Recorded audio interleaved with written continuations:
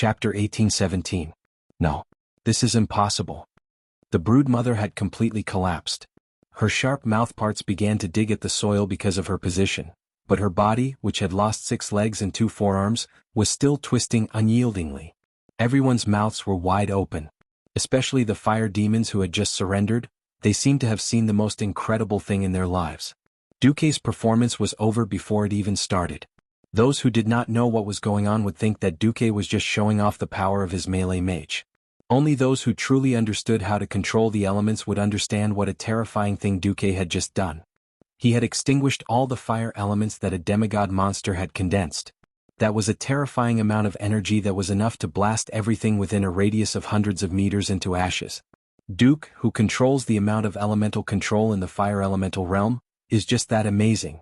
With a fire control technique similar to Tla, he killed one of the guardians of the land of fire, Bestelak, the mother of spiders.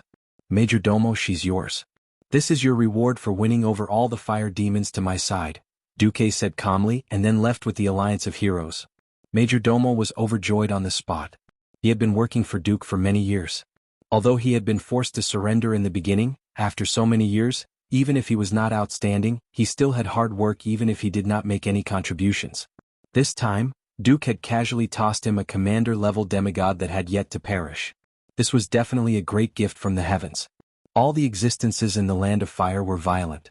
They grew by constantly killing each other, absorbing each other's power, and finally achieving evolution again and again. Of course, over the past thousands of years, there had been many powerful fire elemental creatures who had challenged the fire demon king. When Ragnaros defeated the challengers again and again, this relatively stable power structure was formed. Now that Duque had appeared out of nowhere, there was a great chance that he could change all of this. Major Domo didn't care. He laughed as he pounced forward, his sharp claws piercing into the back of the broodmother's head. Beth Tilak let out the most mournful scream since the start of the battle. She called for help from her descendants, but she didn't expect her most cherished descendants of the nightmare web spider to abandon her without any affection. As Major Domo's sharp claws continued to extract her life force and flame essence, the broodmother's struggles and screams finally weakened and disappeared. In contrast, Major Domo's aura was rising. No, it was skyrocketing. He laughed loudly and allowed the sharp black bone spikes to pierce through his body. In just a few breaths, he had turned into a huge porcupine. The thing in the shape of a black sea urchin was burning more and more vigorously in the fanatical worship of the fire demons. It was conceivable that before long, a new demigod would be born from the corpse of an old demigod. Sean Knox stroked his 4 bushy mustaches and covered his mouth in the end. He was afraid that his ambition and fanaticism would be sensed by Major Domo. If it could be said that his previous surrender was a choice made out of helplessness, now he saw a new hope, a new path. Yes. As long as he showed his loyalty to the new master, he would be rewarded. Sean Knox's only remaining eye was filled with fanatical flames. Just as Duque killed a low-level demigod in 3 moves, the second group of demigods was also advancing. Against the lava giant leader Leolise, who was wrapped in thick layers of rock as armor and moved very slowly, the Bear Brothers' fatal 18 slaps were quite effective. If a mortal attacked it, they would have to attack its left and right feet, making it step on the volcano that it had summoned. This would erase the armor on its body, causing it to dig its own grave. Since they were also demigods, they didn't have to worry so much. It was a perfect example of, don't be afraid, just be tough. For huge bear paws kept flying, looking like they were doing the Big Dipper fist. Anyway, when the 2 giant bear monsters attacked, the sound was earth-shattering. It would be even better if it was accompanied by the sound effects of, oh. As 2 demigods with magic and elemental support from the weave, their cooperation and attacks were even more violent. They smashed the obsidian armor on Leolise at a speed visible to the naked eye. Armor? Smashed them all.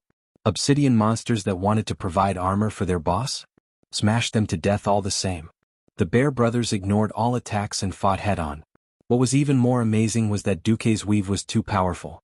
In the past, when Duque invaded other people's domains, he had to work hard to expand the weave to ensure the energy supply.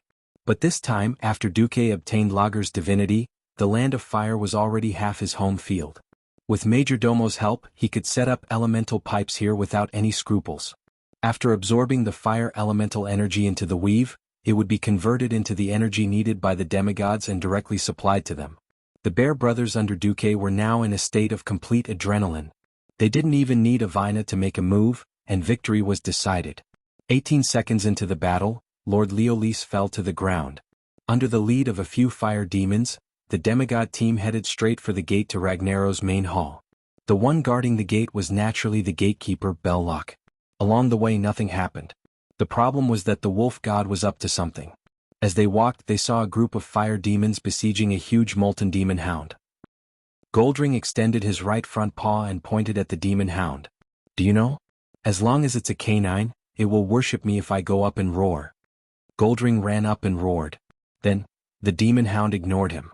It was unknown whether the wolf god had lost his mind for too long, but he didn't know that the molten demon hound was a fire elemental creature and not a canine. William said coldly, "Let me tell you, I just have to go up and I can make him believe in me." William charged up and used Bloodlust, Dragon's Roar, Wrath, and Bloodlust. Both swords slashed wildly in a dazzling manner, and it ended in less than 3 seconds. Seeing that the molten demon hound had turned into a dead dog and was lying on the ground in front of William, Goldring was puzzled. "What kind of religion is this?" William sheathed his sword and said seriously, "Many years ago I heard my uncle Duke Marcus say something like this when he was drunk. His words left a deep impression on me. That is, when the sun rises in the east, only I am undefeatable. Scholarly and martial, the divine kitchen knife sect. He should be talking about us warriors." Goldring was dumbfounded. Chapter 1818. Facing Goldring, William felt a natural sense of weakness and helplessness. Goldring was a demigod invited by the Dream Queen, Isra. Moreover, Goldring had a good nature. No matter what, he was one of them. The problem was that a man talking to a wolf about life, values and whatnot was just nonsense. Due to the difference in their worldviews, William couldn't convince Goldring at all. He couldn't beat him with words, nor could he beat him in a fight. Even if he could beat him, he couldn't really do it. Left with no choice, William could only learn the tricks that Duque had taught him. He talked about ideals and you talked about life with him. He talked about life with you and you talked about girls with him. Since Goldring couldn't be chased away, and he still needed William's help, William might as well lead him in circles. They could talk about anything except the bullsh** of acknowledging one's ancestors. William was forced into a corner. He couldn't accept giving up his father's name of Rin. It had nothing to do with benefits. It was purely an honor as a man and a warrior. Originally, he wasn't close to Duque, mainly because he was a straightforward and impatient person. He wasn't like Duque, who had so many tricks up his sleeves. Now he had to learn from Duque to go around a wolf god. It was a little ironic. The gatekeeper, Belrock, wasn't hard to find. The land of fire that descended on the southern foothills of Mount Hygel wasn't big, but it wasn't small either. The core area was only a few hundred square kilometers. The road to Ragnaros was easy to find. It was in the northern part of the Molten Wilderness, and they could get there after defeating Belrock. It was as if some mysterious restriction had been placed on Bestelac and Lord Leolis. Before the two leaders were defeated, the road to Ragnaros' throne of destiny was covered with magma from an erupting volcano. When the news of the two leaders being killed came through the magic transmission, a huge fire elemental creature with the appearance of a Doomwalker demon appeared in front of the group of demigods and William. The eyes of the tortoise god Tatora, the wolf god Goldring, Cenarius, Howl, and William lit up at the same time. They had a natural antagonism towards demons. Perhaps they each had their own thoughts, but they all had a natural hostility towards the devil. The devil in front of him had obviously mutated. It had a typical pair of demon wings and reverse-bent calves, but its exposed limbs had mottled lava marks on them. His 7-story tall body was as red as a burning iron. The strange light and heat made mortals subconsciously want to stay away from him. This team didn't have Duque's ice shield to isolate the air. However, William and the other two were wearing the magical gemstones that Duque had given them. These crystals contained a high concentration of mana and were connected to the magic net. It could be said that Duque was taking care of them remotely. William pointed at the gatekeeper standing behind the 4 fire elemental giants. "Goldring, why don't we make a small bet first?" The wolf deity perked up. "How is it? What are we betting on? If I win, you'll call me daddy?" William snorted coldly. "Let's bet on whose damage is higher in this battle, me or you. If I win, don't bother me until we finish fighting in the land of fire." The white-furred wolf deity squinted his wolf eyes. "What if I win? I'll call you whatever you want for the time being." William was rather stubborn. The wolf deity immediately felt that there was hope. If he could call him daddy once, wouldn't there be a second and third time in the future? This was a good deal. Alright. The wolf deity took the bait. On the other side, Brawl and Valilla grabbed onto William. William, are you confident? That's the wolf deity with high attack power. William would never hide anything from his old partners. Under normal circumstances, I'd definitely lose, but this time I have Duque's help. When William mentioned Duque, the two friends stopped talking. Duque might be funny and unreliable, but when it came to big things, no one was more reliable than Duque. Valilla was more attentive and noticed William's strange behavior. What's wrong? Did Duque set some harsh conditions? William looked constipated. If we succeed this time, I'll have to respectfully call Duque uncle every time I see him. The two friends burst out laughing. This could be considered a secret of Stormwind. Actually, in terms of age, Duque was not much older than William. He was only 7 or 8 years older.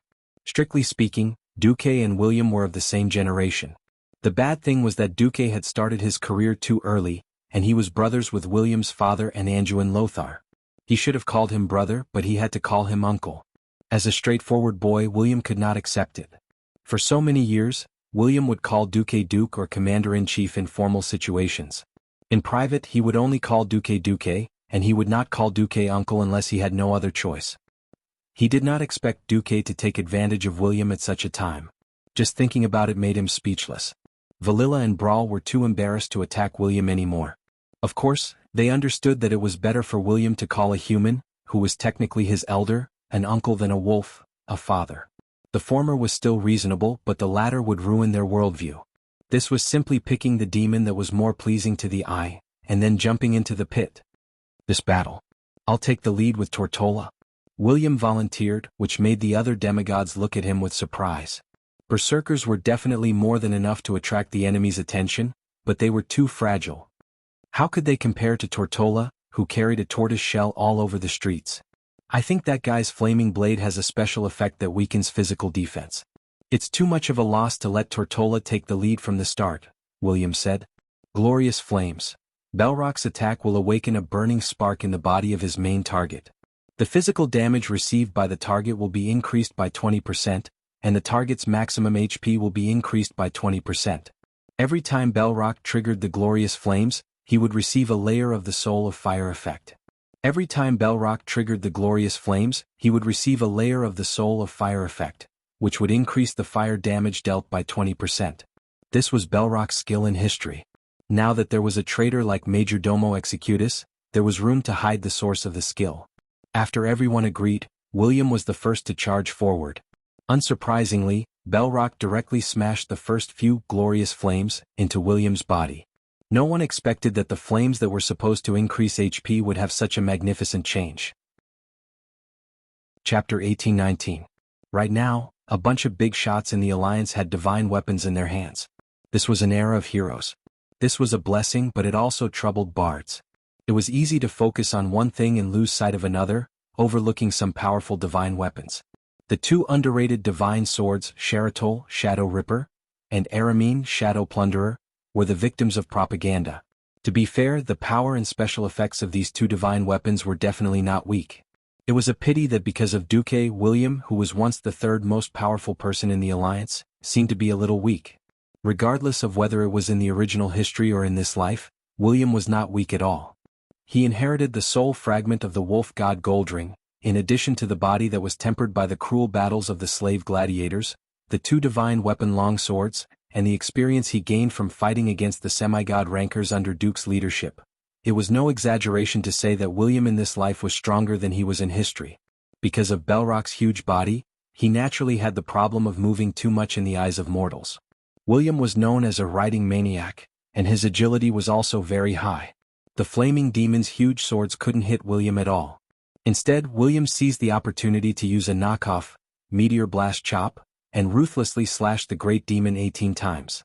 What was more impressive was that William's swords were rare dual attribute divine weapons. Frowny Face Shadow Ripper had a significant increase in attack power for creatures with shadow energy in their bodies.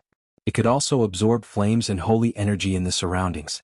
William's HP should have increased by 20%, but it was all increased on his weapons. Shadow Plunder could absorb the shadow energy in the enemy's body and slowly convert it into the light attribute.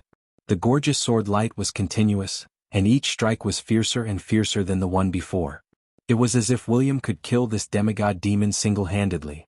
If it wasn't for Tortola's transformation into a certain dragon tortoise and the hilarious but realistic windmill roll, where the tortoise's head smacked Belrock's buttocks hard, giving the archdemon a "your ass is broken, the floor is full of wounds, and your smile has turned yellow," Belrock might really have chased after Varian relentlessly. As a main MT, Tortola's taunt skills were impressive. Without seeing him do anything, he stretched his neck and aimed the tortoise's head at the great demon, giving him a sweet smile. Taunt, skill that mortals couldn't even imagine, took effect.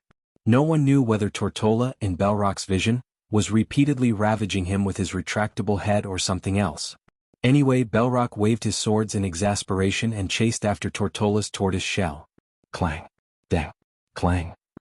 Every single sword strike was deflected away, but the great demon Shirleji continued slashing down.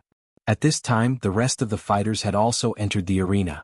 Goldring was a little nervous when he saw William slashing so happily. With a howl, it pounced from behind and attacked Belrock's back frantically, tearing with its claws and biting with its teeth. Demigods all had a scale in their hearts. Even without any statistics, they could tell whose damage was higher just by looking at the wound. Goldring said proudly, "Son, did you see that? This is the power of your father's attack. Battle depended on momentum. Imposing manner. Understand?" At first, William wanted to go all out, but he suddenly heard Duque's voice. "The aggro is about to shift. Just in time, let him attack." On the other side, the wolf god, who didn't know that he had gone too far, was acting recklessly. Who knew that the huge Belrock would suddenly turn his head and stare fiercely at him. Not good. Danger. But Goldring was still stubborn. "It's okay. Look at my gorgeous agility and dodging abilities." At this moment, Goldring didn't notice that Belrock's originally dazzling swords had changed color. It was the color of a shadow as dark as ink. Blade of Destruction. Belrock spat out the name of this move. It was almost a convention that the Burning Legion's abyssals had the word destruction in their hands, and it was usually not bad. In fact, the wolf god had already made a magnificent leap backward, jumping a full 10 meters away. Unfortunately, it wasn't enough. The blade that was already 5 meters long suddenly extended like a tongue of flame. The long dark light slashed down, fiercely striking Goldring's waist that was almost bent backwards in midair. For a second, the bystanders thought that the great wolf god was going to be cut in half and die before he could even get started. Surprisingly, there were no external injuries. But at this moment, Goldring would rather have suffered external injuries. That was because the violent shadow energy had already penetrated his thick and beautiful white fur and directly entered his body, messing up his muscles and organs. Woo, this was a downright sorrowful cry. It was also a classic example of extreme joy turning to sorrow. If it were a mortal, they would definitely kneel down after being slashed by this sword. Fortunately, he was Goldring, a powerful demigod with a demigod body. His body was not purely made of flesh and blood. A more important part of his body was his spiritual energy body. Even so, close to 90% of his life force had been destroyed by the sword just now. Cenarius, who was holding the line, was so scared that he almost peed his pants. They hadn't even seen Ragnaros yet. If they lost a main demigod, this battle would not be easy to fight. He didn't care about holding back. He immediately used Rejuvenation and Heal, followed by Tranquility, which was an ultimate skill that could heal the entire battlefield. Regardless of the fact that the power of the skill would be halved in the Land of Fire, he had to save the wolf god first. If this was in the game, the wolf god would be in a miserable state, and his HP would increase by a huge amount. The wolf god, who thought that he was awesome but almost became a fool, subconsciously jumped a few steps towards Cenarius with his tail between his legs. At this time, it was still better to stay close to the healer.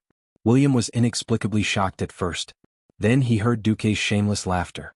"Don't worry, Belrock is only scary with this move. He can't make any other attacks in the shadow state. As long as you don't get hit consecutively, you won't die." William almost couldn't help but laugh. "Uncle Duque, you're too bad." "How am I bad? You were the one who asked for my help. You should be the one who's bad, right?"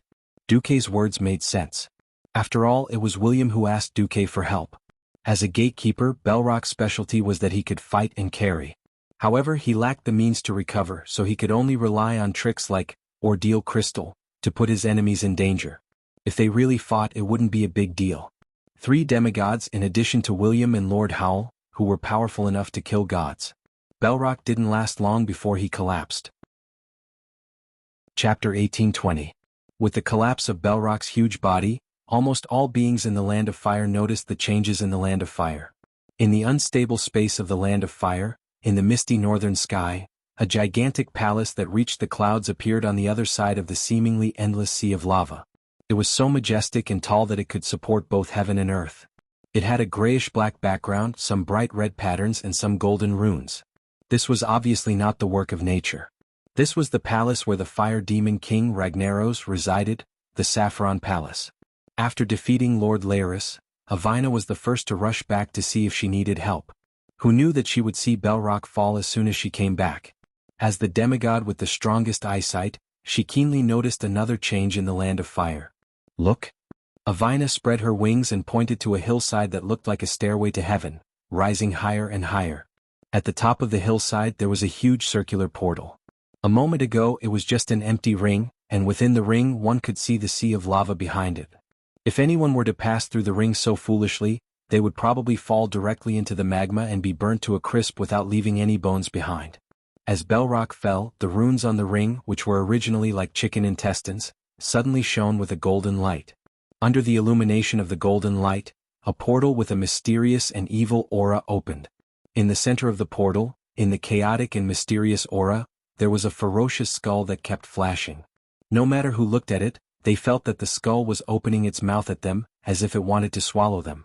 This is. Everyone was a little uncertain.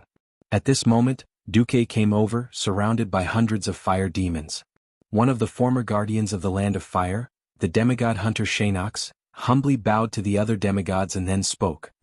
That is, flame breach. It can lead to Ragnaros' palace.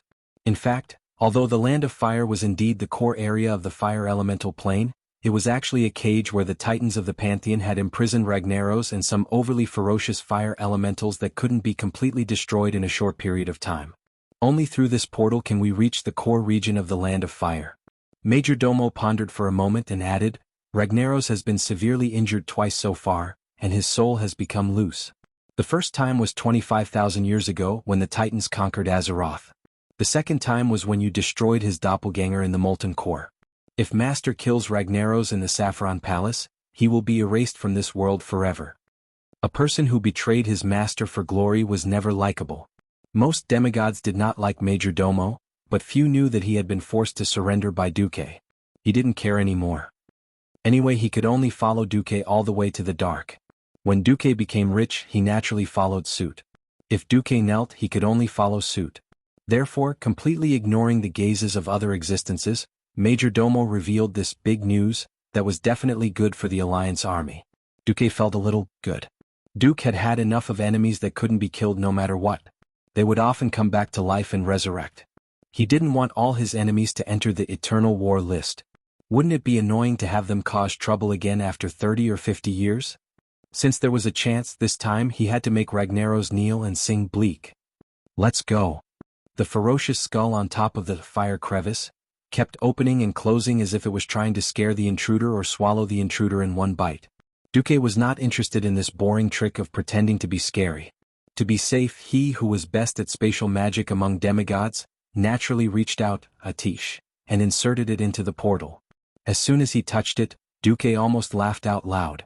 He didn't know if the fire elemental fellows were careless in the first place, or if they were born with low vigilance. They felt that if there really was an enemy, they could easily get rid of the enemy with their strength. Without a butler in such a huge Land of Fire, it felt like Lager was deaf and blind. Duque could clearly sense that Ragnaros didn't even put any of his divine thoughts on the Land of Fire. He didn't even have the thought of being vigilant, let alone being on guard. Lager was trying hard to communicate with the fire elemental elements in the whole of Azeroth, attempting to tame all the fire elemental elements in the world and turn them into his subordinates. No wonder this guy has a total of 2 managers? Duque muttered. Beside him, Majordomo, who had just eaten the ghost web spider queen and had a chance to become a demigod, had been paying attention to his master's words. He was completely baffled by what he heard.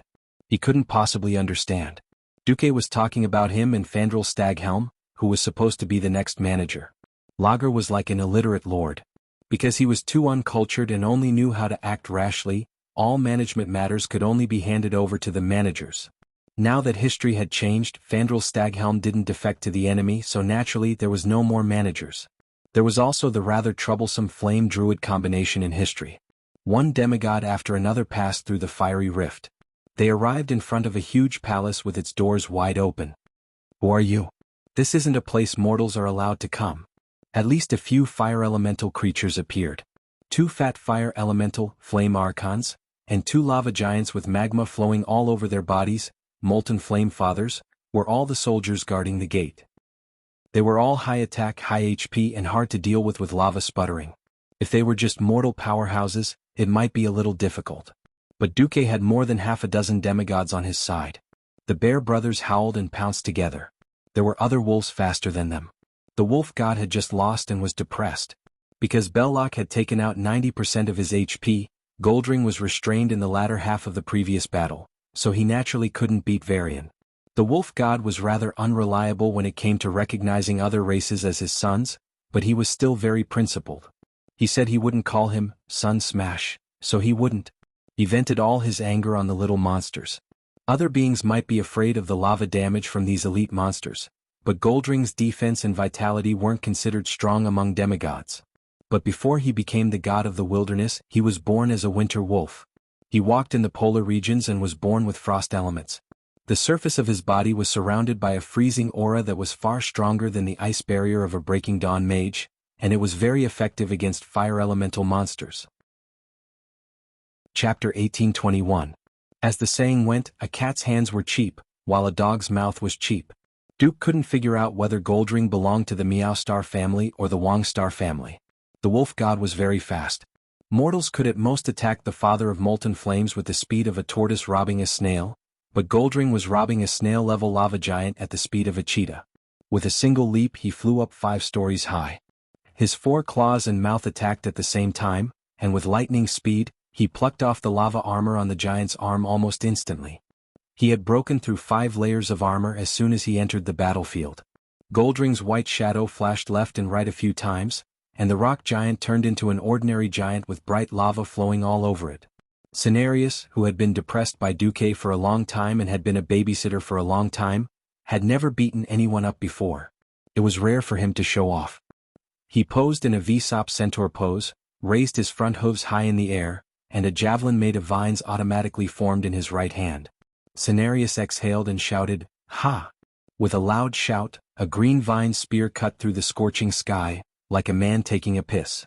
It split in half in the air and shot directly into the chests of 2 fathers of molten flames who had stripped off their outer layer of rock.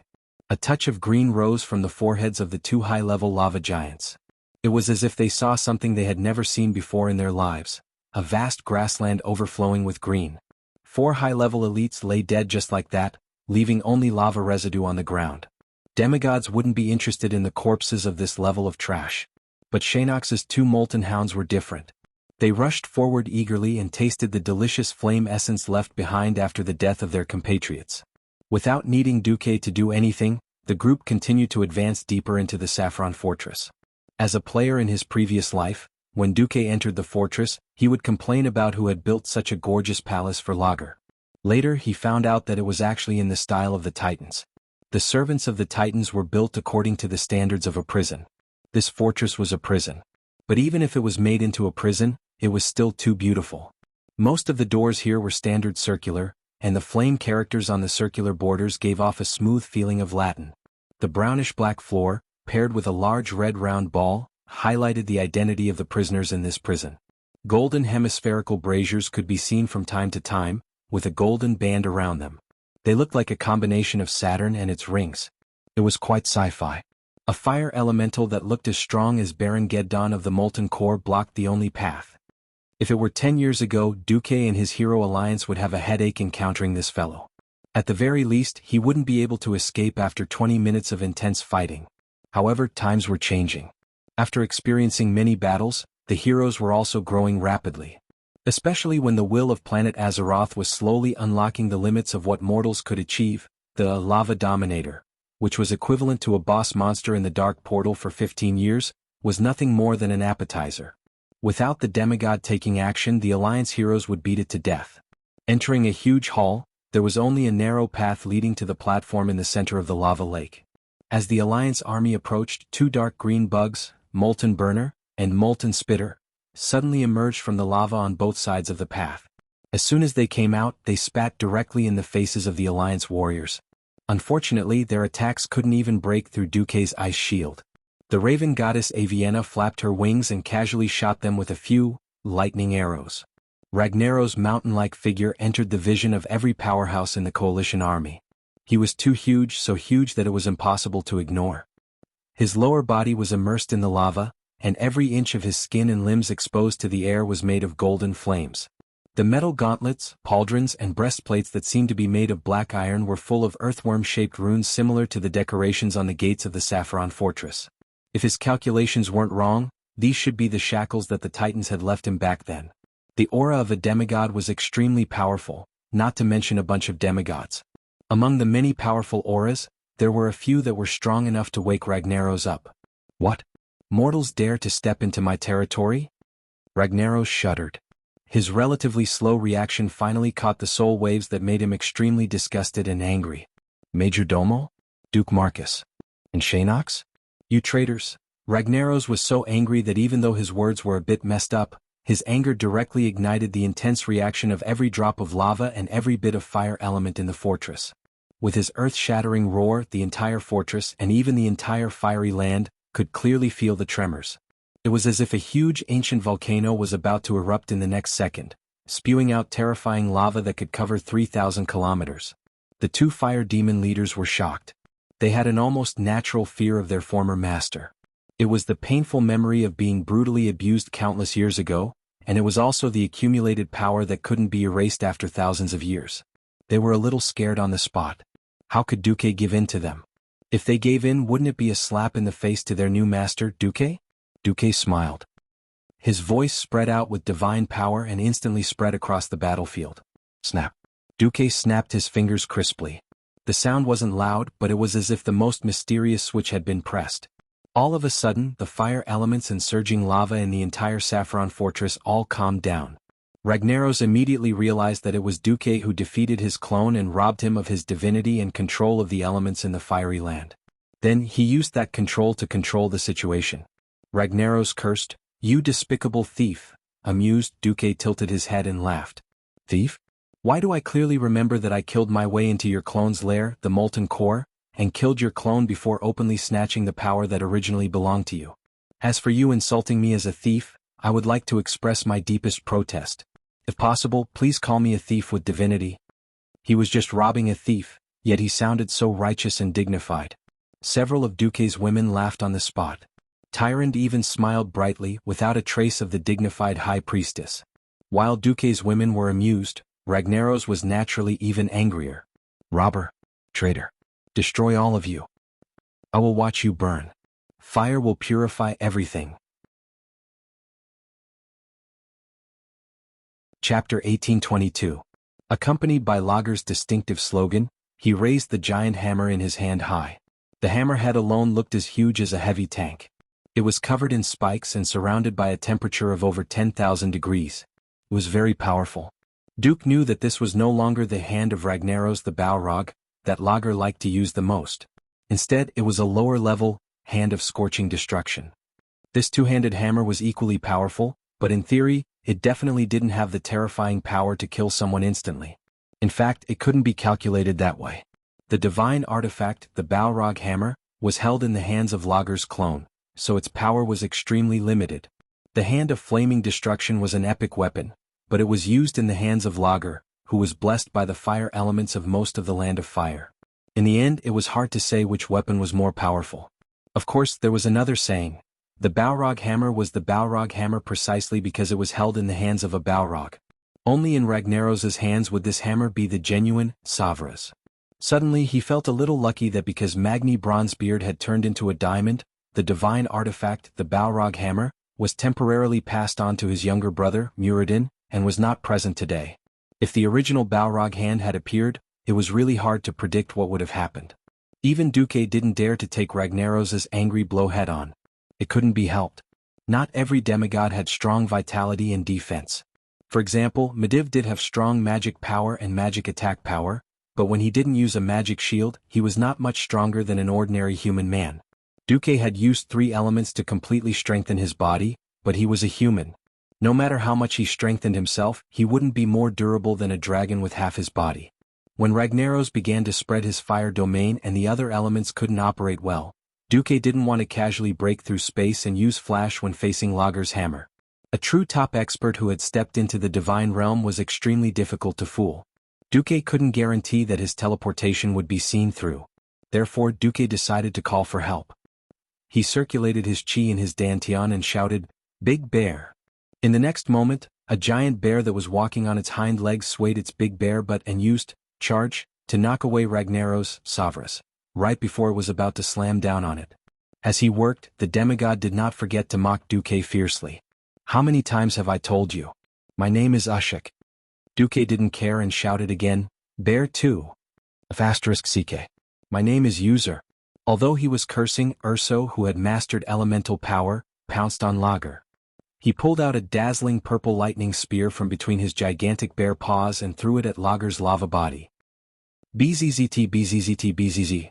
The destructive power of the wind element produced by the intense lightning clashed with the fire element on Lager's body. It could be clearly seen that the fire elements on Lager's body flinched and retreated. However, with the support of the fire element that was drawn from his lower body, the fire element immediately gained the upper hand. There were many who knew what was good for them. Cenarius immediately shouted, "We have to separate Lager from the land of fire. Otherwise we will be fighting against the entire plane with our limited power." No matter how strong a demigod was compared to the vast world, he was just a tiny speck of light. "What do we do?" Tyrant hurriedly asked in Duque's ear. Duque used the system to scan the surrounding environment. He narrowed his eyes and said quickly, "Attack with full force. There is a limit to how fast Ragnaros can replenish fire element from the land of fire. As long as our destructive power is faster than his replenishment speed, we can create an opportunity to separate him from the plane." In terms of pure speed, Iwina was the fastest. However, Iwina's strength was in her detection and perception. The one who could truly attack quickly was the wolf god. Goldring ran quickly on all fours. He sprinted close to the ground looking like he was flying. He was so fast that the lava trap that Ragnaros had set up was indeed triggered by Goldring's claws. However, the wolf god was too fast. The surging lava spewed 3 stories into the sky. The exploding lava could only cover the afterimage of the wolf god as he moved quickly. Closing in on Lager, who only had half of his body exposed, Goldring was not greedy. With his agile body, he approached the fire demon king and quickly waved his limbs. His large white claws scratched the air dozens of times. It looked like he was scratching the air, but in reality, his claws had already released a continuous stream of wind blades containing the power of ice towards Lager. Roar! Suddenly suffering from the extremely destructive elemental attacks, even the thick-skinned Lager could not help but roar in pain. Lager raised the Balrog's hammer high again, but he was hit in the right arm by a huge tortoise shell flying at him. He almost lost his grip on Savras and dropped his hammer. After Duke cast an ice shield on him, the tortoise god let out a fart. It was not smelly, but it was especially loud. Poof! The hill-like turtle god flew into the air and smashed towards Lager. The extremely hard turtle shell carried Duque's powerful frost aura, and Lager grimaced from the impact. In his rage, Lager did not care whether Totora did it on purpose or not. He raised his hammer and smashed it at Totora. The tortoise deity retracted his head into the tortoise shell at a speed that seemed slow but was actually very fast. Yes, he relied on his turtle shell to make a living. You can smash it all you want, but if you really break it, it's my loss. After smashing 6 or 7 times in a row, Lager finally came to his senses amidst the pain of being beaten by the other powerhouses. Am I stupid? Why am I hitting a turtle? When the Fire Demon King was about to change targets, the 2 bear monsters raised Totora's turtle shell and threw it at him. Smack! Lager, whose lower body was hidden in the lava, was tragically hit in the face. Lava flowed out of his large nostrils. Could this be the legendary fire element version of Nosebleed? However, this time Lager was not fooled. Come out, my children. Protect your king.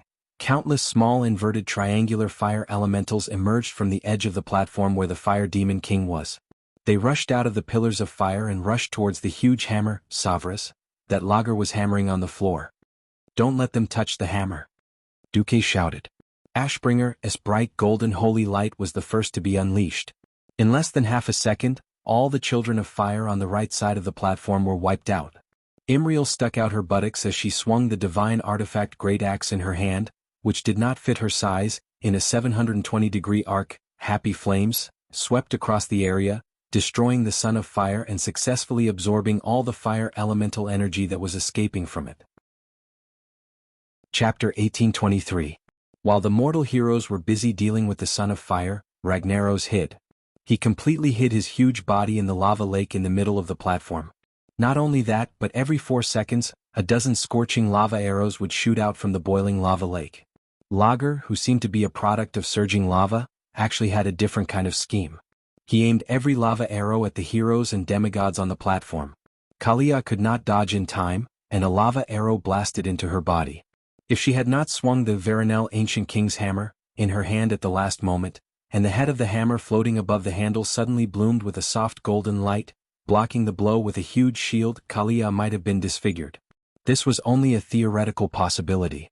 Kalia tilted her head and saw that Duque was looking at her. Duque was probably testing her skills and reaction speed. Kalia smiled sweetly at Duque. This was a response to his concern. After so many battles, the clumsy princess was now the main priest of the Alliance's hero group. Unless the enemy was too far apart, normal attacks really couldn't threaten her. No one thought that this scene would be seen by Lager, who was hiding under the lava. The eyes of fire elemental creatures were always just decorations. They didn't really have eyes. What they used to see, the world was actually sensing the elements of the world around them. In their perception, the world was roughly and simply divided into 4 elements: earth, water, fire, and wind. The surrounding fire elementals could see the situation, which meant that Lager himself had seen it. Seeing that his plan to summon the Son of Fire into Savras had been ruined, Lager stopped hiding and poked his upper body out of the lava lake. Watch out! The lava lake that the Fire Demon King is hiding in is another space. Duque finally realized. He didn't expect the seemingly reckless and irascible Lager to have such a cunning side. The Saffron Fortress was originally an independent space within the independent space of the Land of Fire. Who knew that there was another freaking space in the space? This kind of overlapping relationship really made one's scalp go numb. So what if I know? In the Land of Fire, I'm absolutely invincible, Lager roared proudly. All of a sudden, the Fire Demon King did something that surprised Duque. This move definitely did not exist in Duque's memories. Unlike in the original history, Ragnaros's momentum at the moment was that he wanted to kill all the invaders. First he gave it a big slap. His left hand suddenly swept from left to right. Not only did his golden left palm emit a high temperature, but it also sent Urso flying more than 10 meters away. At the same time, it also created a lava wave that was at least 10 meters tall and 20 meters wide. No matter how well equipped they were and how many fire resistance potions they had prepared beforehand, no mortal hero would be willing to bathe in the suffocating, invisible lava. That kind of deadly heat in the darkness would cause nightmares after just one. The veteran team members who had experienced the Battle of the Molten Core all retreated in a hurry, just like William. He had already rushed to the side of the lava lake and used the holy sword wind created by the dual sword artifact to slash at Lager's waist. Lager swung it horizontally, and he had no choice but to jump out of the attack range of the lava wave. Unexpectedly, this was a feint. Lager didn't intend to use this move to hurt anyone. All the previous actions were just to cover for the fire demon hammer that he had pulled behind him and raised high. Cenarius, who was at the outermost part of the platform, saw everything clearly. He immediately exclaimed, "Be careful." It wasn't that they didn't want to be careful. A fire giant whose upper body was 10 stories tall was extremely fast and terrifying. Anyone who had faced it before would know how terrifying it was. If it was just a simple physical attack, it would be terrifying enough. Not to mention, before this attack, Ragnaros had forcefully used his greater control of the elements to push away all the other elements on the platform. When the fire element was more than 99% dominant in a certain space, using other elemental magic would become a joke. If one wasn't a demigod, they probably wouldn't even be able to activate a life-saving skill like Ice Barrier. When Lager did this, Duque already felt that something was wrong. He also had a share of control in the fire elemental realm. Unfortunately, after the Land of Fire was connected to Azeroth and was replenished with new fire elements, his share was indirectly diluted. Even if he killed a few leaders and secretly snatched the elements in the Land of Fire, Duque's control of the fire elements in Lager's lair would not exceed 20%. Duque didn't know who Lager was going to attack. As a demigod of the magic net who made a living by controlling elements, Duque's first priority was to seize control of the elements nearby. He regained control in half a breath, and it even reached about 40%. However, Lager's all-out attack had already arrived.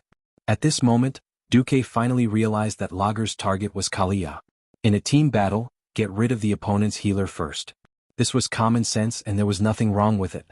Duque also knew that if he were in Lager's shoes, he would do the same. However, when Lager's Savra's Balrog smashed towards Kalia, Duque was still furious. Lager. F***CKU, time seemed to have stopped. At this moment, there were actually many people who ran over to save the situation. Ashik sprinted over, his bear-like body already flying into the air with his limbs off the ground. On the other side, William brazenly activated the warrior profession skill, Assist. His body turned into a stream of light and rushed towards Kalia. As long as he could catch up, he would block this attack for Kalia even if he had to cross his swords to block it. However, everyone knew that both of them were half a beat too slow. Based on the attack speed and trajectory, the Balrog hammer would hit Kalia before they could. How was a human priest going to block this huge hammer that weighed more than 100 tons and contained a huge amount of fire elements? The answer was definitely that she couldn't. Just when everyone thought that Kalia's body would explode and she would die from this blow, Duque made his move. Pharaoh was never known for his defense. Even though Duque was a demigod, he didn't have the body to block Lager's full-powered physical attack. Duque had his own way of dealing with Duque. Unknowingly, his divine artifact sword had merged with his staff once again. A strange divine artifact spear turned into a gorgeous arc of light and pierced the bottom of Lager's Balrog hammer. Chapter 1824. The momentum of Ragnaros's hammer was absolutely astonishing. However, when a landslide would not affect anyone no matter how powerful it was no different from fireworks. All that was left was a spectacular sight. When a bang. Duque had never thought of facing an enemy like Lager, who was both an elemental and a strength type. His spear strike was similar to Tai Chi, which was able to move 1,000 kilograms with little effort. He did not deliberately block it. Instead, he used the simple principle of leverage to cause Lager's hammer to miss. When the spear struck, the end of the hammer's handle rose slightly, and the huge hammer head fell down in advance. In order to prevent the allied forces from protecting Kalia, Lager did not hold back in this hammer strike. This also meant that he had lost all room for adjustment. The hammerhead that was as big as a house came crashing down. Just the hard quadrangular protrusions on the hammerhead brushed past the outside of Kalia's body, and the protection blessing that Lager had thrown at Kalia shattered. In the face of a higher level of absolute destructive power, the so-called protection blessing that could protect teammates from physical damage for a certain period of time was nothing more than a joke. When Kalia hurriedly retreated, a strand of blonde hair that had been hanging in front of her left chest rose as she leaned back. Because it was out of the protection range of Holy Word, Shield, it only brushed past and was instantly turned to ashes by the flames of Savras. After narrowly escaping death, all that was left was fear. Lager roared angrily and unwillingly raised 3 fingers on his left hand. Dozens of sparks of various sizes suddenly lit up on the ground around Kalia. This was a battle in a world of flames. Flying sparks and splashing lava droplets were nothing out of the ordinary. Existences with weaker elemental sensing would be hit by it in minutes. This wasn't some Mars.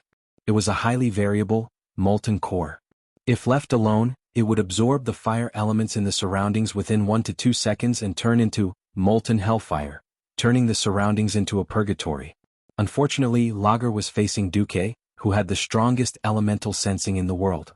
After dodging Lager's counterattack, Duque waved his hand, and the sparks that had just begun to light up disappeared without a trace like chalk being erased from a blackboard. Humph!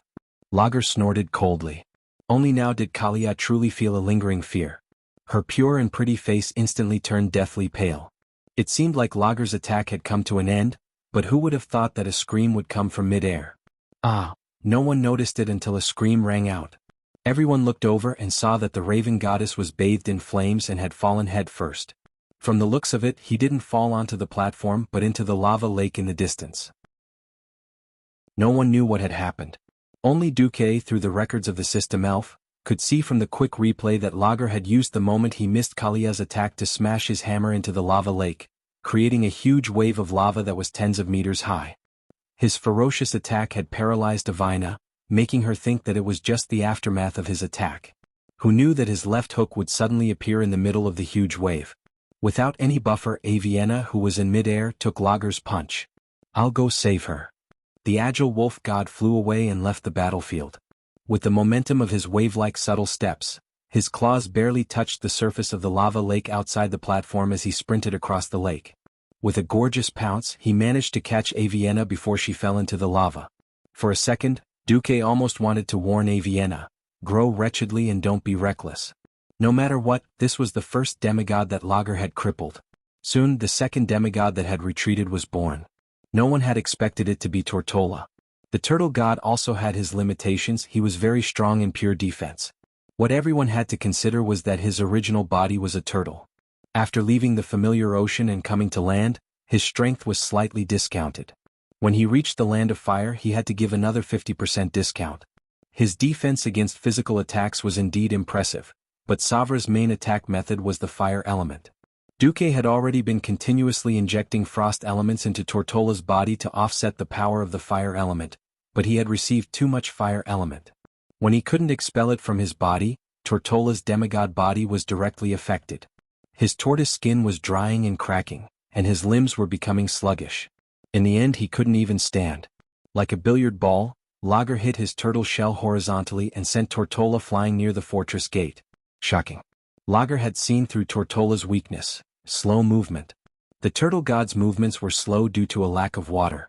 Who knew how long it would take for him to crawl back to the center of the battlefield? That guy's turtle shell was measured in tons. Apart from him, who could carry such a large turtle shell back? Perhaps the Bear Brothers could. The important thing was that the Bear Brothers had already taken over Tortola's position and became the main MT. Duque frowned. With the support of the entire plane, Lager's combat strength was a little beyond imagination. "Duque, are you done yet?" Cenarius was already a little anxious. One's personality determined one's fighting style. Duque's personality of planning before taking action meant that he wasn't the type to attack fiercely the moment he appeared, unless he had the ability to absolutely crush his opponent. Contrary to the way he instantly killed the broodmother Beth Tillich, after Duque started fighting, he spent most of his time throwing frost arrows unhurriedly and occasionally saving the situation. In fact, Duque was taking drastic measures to fight with Ragnaros for the elemental dominance of the Saffron Fortress and even the entire Land of Fire. Not every demigod had the ability to multitask like him. Most powerhouses could only focus on one thing at a certain time. Lager was desperately defending against the attacks of many demigods in reality, so he couldn't focus on controlling the elemental dominance over a wide area. In a sense, Duque was fiercely waving his hoe and trying to take advantage of Lager's weakness. Duque was generally very successful. The only problem was that Lager's control over the elements was extremely rough. Generally speaking, the most standard way to fight for elemental dominance was to inject one's will into the elemental energy mass. When the element completely acted according to one's will, one would obtain the control over that element. It was a competition of the resistance and invasion of one's will. However, Lager didn't fight against Duque at all. Invasion of Duque's will? Alright. Lager directly gave this mass of elemental energy to Duque. The next second, he directly used an even greater amount of fire elements to break Duque's control over that mass of energy. To achieve elemental dominance, there was a minimum amount of will that needed to be injected per unit volume. What Lager did was to continuously hurt people with his own will. More and more fire elements rushed in at high speed, constantly diluting Duque's willpower, so that Duque couldn't form absolute control over any of the fire elements. Chapter 1825.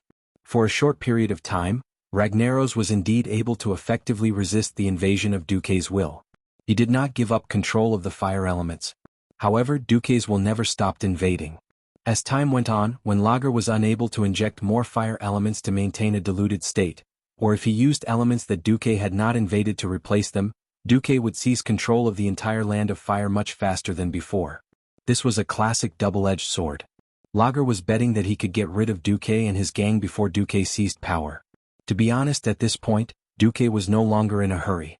Lager's method was actually very much in line with his fiery temper. Pure fire element was like a one-shot attack.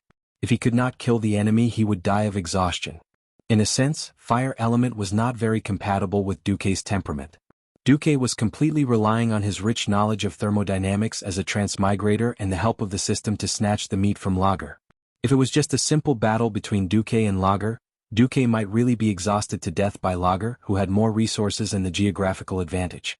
Unfortunately, since Lord Lager loudly said that he wanted to burn the entire Azeroth to ashes, then don't blame the will of the planet Azeroth for sending a bunch of big shots to kill you. The 4 major elemental realms approached Azeroth and broke through the spatial barrier. In turn, Azeroth instructed Isra to resurrect more demigods to fight back. This was originally a counterattack in line with the will of the planet. As Duque began to suppress Ragnaros in the amount of elements in the Land of Fire, Lager was busy dealing with Duque and did not have the time to use fire elements to repel other elements. This also indirectly freed a certain demigod. Lager wanted to win quickly, but he was being too presumptuous. The demigod team had Cenarius, the super healer, on their side. Body-devouring flames. Ragnaros raised his hand and immediately covered 1/3 of the platform with flames. Several mortal heroes and demigods who couldn't dodge in time were bathed in flames. Tranquility. Cenarius raised both his arms and used a powerful healing skill to restore all of his HP back to full. Fiery world. Lager turned his surroundings into a sea of fire again. Tranquility. Meteor strike. Lousy still, Ning. Quiet. I don't care if Lager's moves are ever changing, Cenarius will just use tranquility to counter it. Who cares if I'm a poisonous healer or a real healer? In any case, the powerful natural healing skill had never stopped on any of the powerhouses. Of course, Lager knew that in a group fight he had to kill the healer and healer first.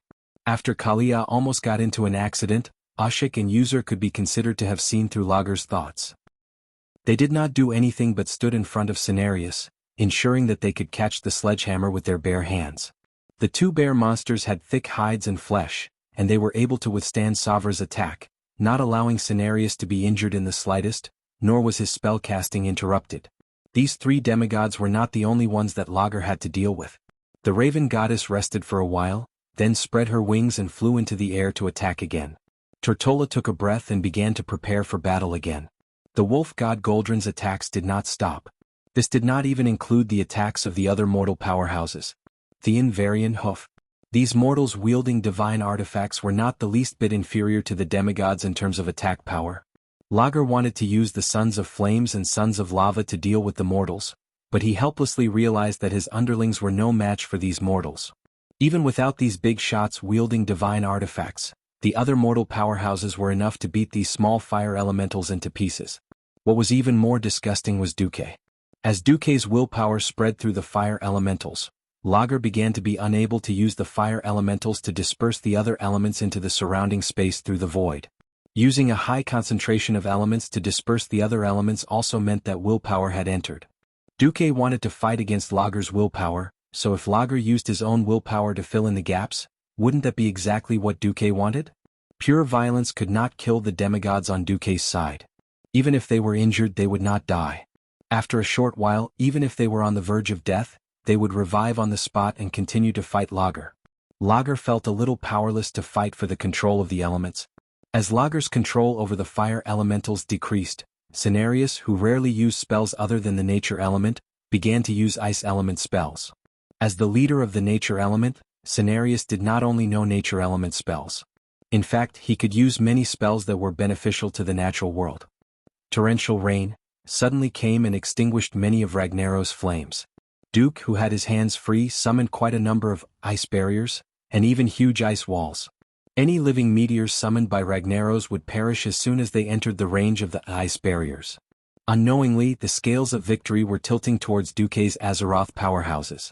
This time Lager finally felt a great threat. He realized that even in his own lair, he would not be a match for these ferocious demigods in a head-on battle. An indignant roar reverberated throughout the entire fortress. Lager's roar shook the eardrums of every powerhouse. Bastards! Do you think this is the end? No. The Land of Fire is mine. All the fire elementals in this world are mine too. No one can steal my power. Despicable thief Duke Marcus. I'll fight you now. It seemed like Lager was ready to fight Duque alone. Unexpectedly, he was as ferocious as a tiger, but in the end he was a coward. Ragnaros actually used the gigantic Savras to sweep it horizontally, forcing back all the demigods and humans who were close to him. Then he dove into the lava lake again. However, this was not as simple as sneaking in to recover his HP. Instead, he was attempting to enter the most mysterious and heavily guarded independent space in the fire elemental realm. Without being disturbed by the outside world, he would focus on seizing control of the fire elemental realm from Duke. Oh no, that coward is running away. Although Duque had long expected that Lager would be a coward, he did not expect that this guy would actually want to run away in the third stage. Duque really wanted to yell, "Director! This villain is acting on his own instead of following the script." Fortunately, Duque is not alone. Behind him there were many people doing odd jobs. When Duque held Atish and used the power of space to block the entrance of the lava lake where Ragnaros dived into, the other demigods exerted their strength. Briar and Bramble stretched out their huge claws, and their four bare paws directly grabbed the entrance that Lager was trying to close. They would not close it no matter what. Chapter 1826. Good job. Cenarius waved his hands and made a fishing gesture. A thick vine appeared out of thin air and flew into the middle of the lava lake. A vine that was not much thicker than a person's thigh was thrown into the churning lava lake that was at least 10,000 degrees Celsius. No matter how one looked at it, it was no different from throwing a meat bun at a dog. Under normal circumstances, everyone would be able to see this vine turn into a rope of fire. However, in a battle between demigods, it was never a test of form, but a contest of divine power. Be it energy or elements, there had never been absolute restraints. After obtaining the even more mysterious and powerful Titan force in the universe, everyone was even more clear that all the different types of elements were just different manifestations of energy. Under certain conditions, elements could transform into each other. If not for the fact that everyone had worked together to weaken Lager's vitality to a certain extent, and Duque had stolen a lot of Lager's elements while everyone was besieging Lager, Cenarius would never have let the vine, which had condensed most of his divine power, be thrown into the lava lake. The plant element was already at a disadvantage against the fire element. Now it was completely different. Even though it was a vine that was thrown in, Cenarius could completely feel that the lava would silently separate after touching his vine.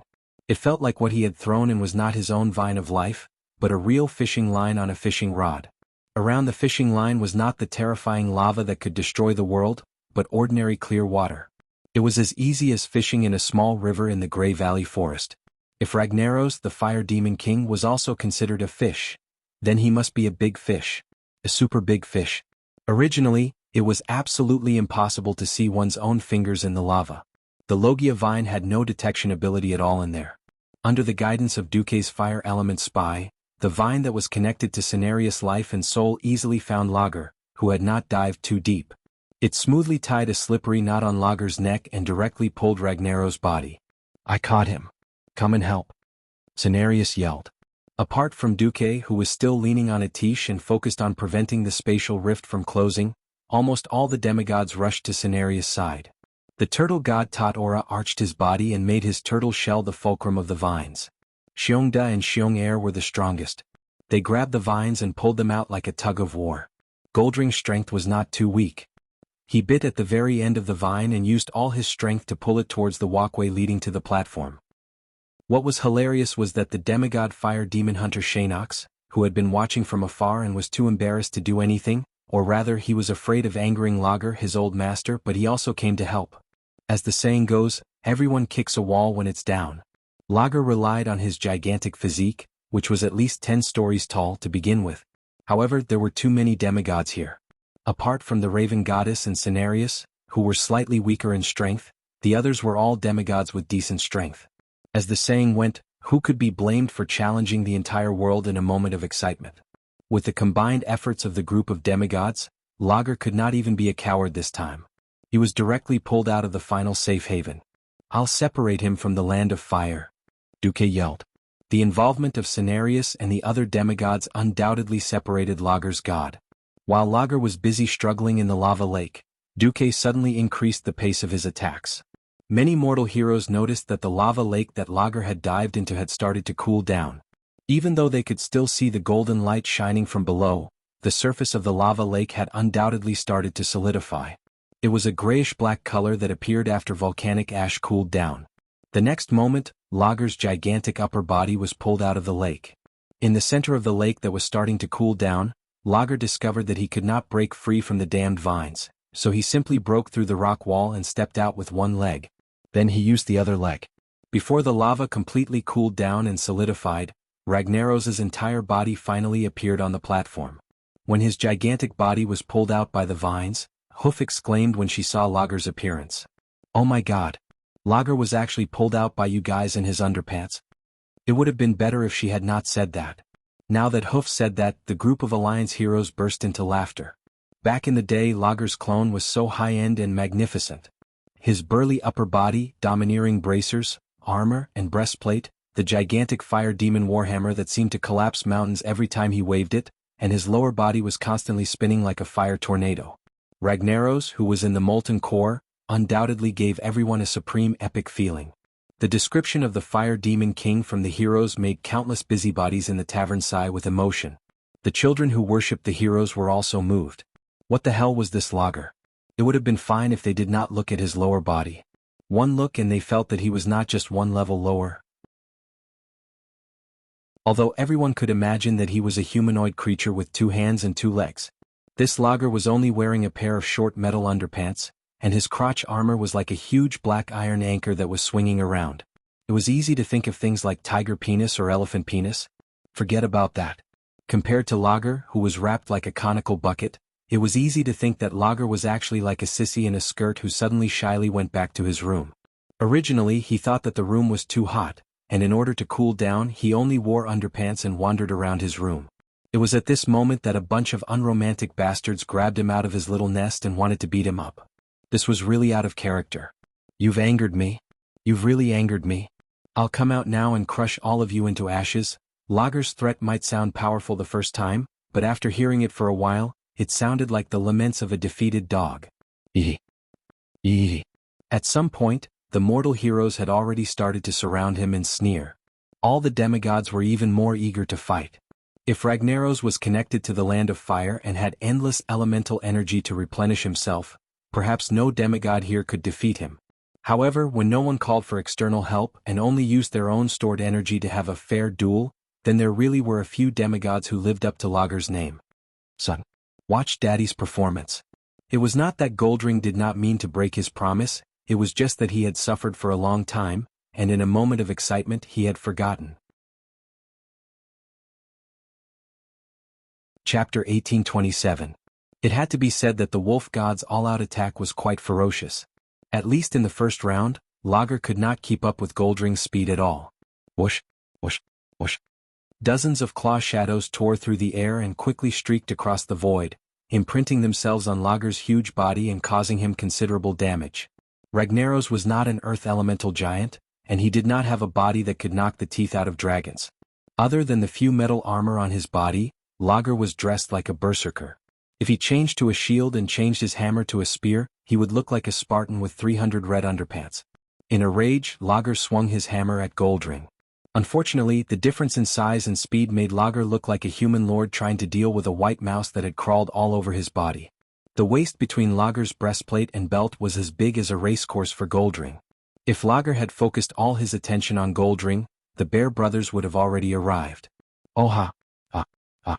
Ah! Ah! 2 pairs of bear paws flew up and down, each of them able to hit a large patch of lava from Lager's waist. When Lager tried to send these 2 huge opponents flying with a sweep, it was Tortoise God Totora's turn to face his hammer. When he released a large-scale fire spell, it was Duque and Iwina's long-range attacks.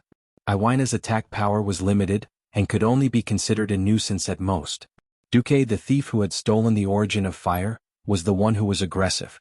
Just think about it, even Cenarius had started casting frost spells. How could Duque, the demigod of the weave, not attack? A terrifying icicle large enough to make Orgrimmar the main beam of the Great Hall of the Great Chieftain appeared out of thin air and stabbed straight at Lager. The 15-meter-long icicle was sharp at the front and thick at the back. It was a fatal nail. Lager could imagine that if he was stabbed by this icicle, he would be in big trouble. The icicle contained terrifying frost elements, and he felt as if Duque had forcefully compressed an entire iceberg into this icicle. Meteor. He could no longer care about anything else. A huge fiery meteor suddenly solidified in midair. With extreme precision, it struck Duque's icicle from above. A victorious smile appeared on Duque's face. "I'm not afraid that you won't fight back, I'm only afraid that you won't accept my challenge." To condense a fireball, one needed to inject willpower. Duque was such a scoundrel. As soon as Lager put his will in, Duque's willpower would follow. The two wills launched a fierce attack in the air in a way that mortals couldn't see. One side was furious. One side was a grindstone made of flesh and blood. It spun continuously like a tornado, grinding away at Lager's willpower. Lager was a veteran demigod and the only master of the fire elemental realm for tens of thousands of years. His strength was unquestionable. Unfortunately, as the saying goes, 2 fists are no match for 4 hands. The icicles that Duque threw at him were enough to keep Ragnaros busy.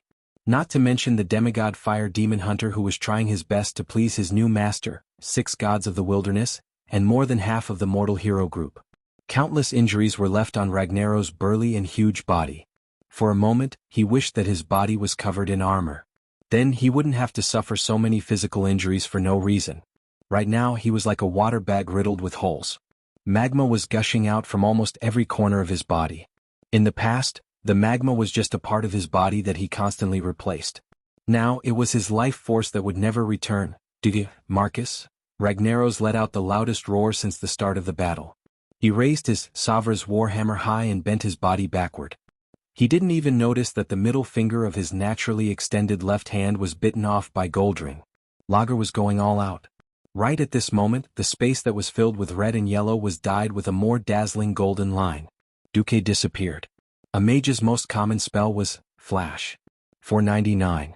99% of the mages in the world, Flash was only a spell used for escaping. Even after Duque transmigrated, it had been like this for a long time. This time it was a little different. Between the afterimage that he left at the place where he used Flash and the figure that appeared in the air behind Lager after he flashed, there was a thin golden line connecting the afterimage and the body. Only the top demigods who paid the most attention to the overall situation would notice that there was a hole in Lager's seemingly thick and hard black metal breastplate, a hole that could allow a human to pass through. Through this hole, the thin golden line continued to extend backward.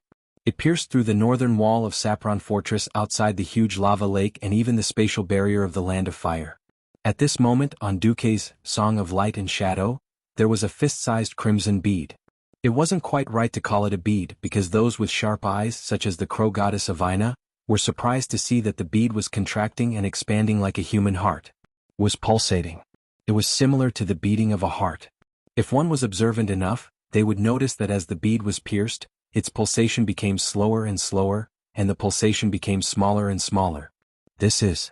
Cenarius couldn't believe his eyes. Ragnaros, whose chest had been pierced, finally showed a second expression other than anger. It was a look of horror and fear. Lager let out a scream that didn't match his usual deep voice. No, a very strange scene happened. He thought that as the king of fire demons and the ruler of the Land of Fire, Ragnaros' death would be grand and heroic. Even if it was *T. Should be a big explosion. A mushroom cloud or something. Unfortunately, it didn't happen. When Duque stabbed Ragnaros with his sword and took away the last 1% of his HP, Lager's death only melted like a candle under high temperature. The 10-story-tall body turned into the most common form of lava in the Land of Fire. It began to melt and flow in all directions, flowing back into the lava lake through the holes on the platform. His pauldrons, breastplates, and bracers, which weighed at least 100 tons, all slid down along the melting body and finally fell off the body of the king of fire demons. The earthworm-shaped runes on the equipment that were once shining dimmed. If it weren't for the huge equipment that still retained the appearance of the Titans, one would even think that they were natural scrap metal and not the equipment of the once glorious king of fire demons.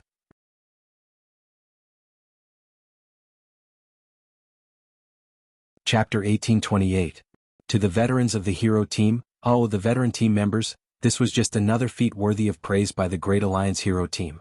At least this time, the bard in the tavern could officially change the killing of Lager's clone from 10 years ago to killing the fire demon king. The wilderness demigods who were working with the hero team for the first time could not help but open their mouths wide. They did not seem to believe that Lager was killed just like that. Looking at the flame bead that was probably the core of Lager's soul on the divine weapon rapier, Cenarius still did not seem to believe it. Ragnaros has been completely destroyed? A ball of flames suddenly spewed out from under the platform, giving everyone a fright. Unexpectedly, the flames that sprang out were as docile as a puppy, supporting Duque's feet with incomparable gentleness.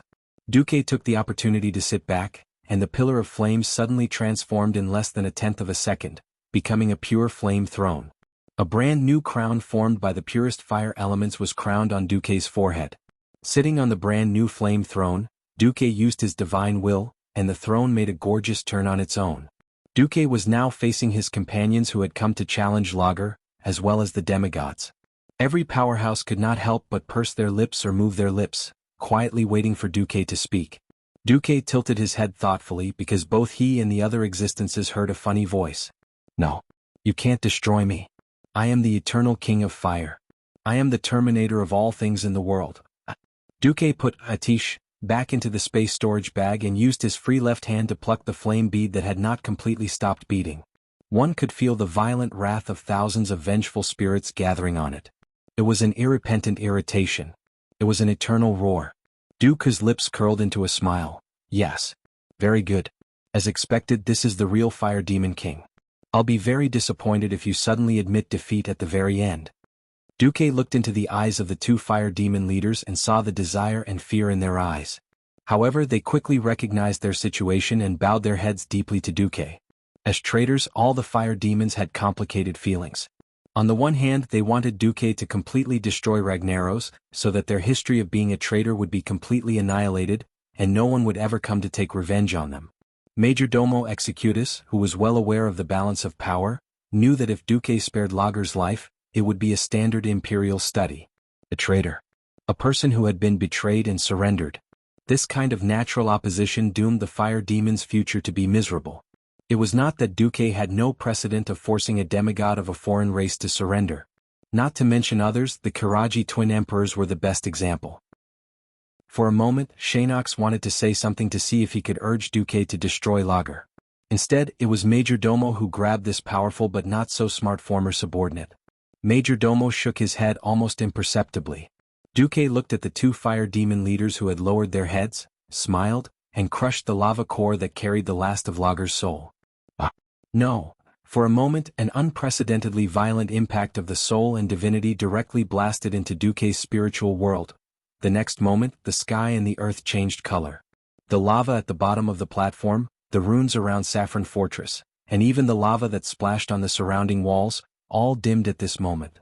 It was very obvious that the temperature of the air began to drop. Even without Duque's ice shield, the temperature of the surrounding environment was still unbearably high, but the terrible pressure that could destroy everything at any time was gone. In a broad sense, the Land of Fire was a very vast place. After the Land of Fire overlapped with planet Azeroth, it occupied at least the entire southern foothills of Mount Hyjal.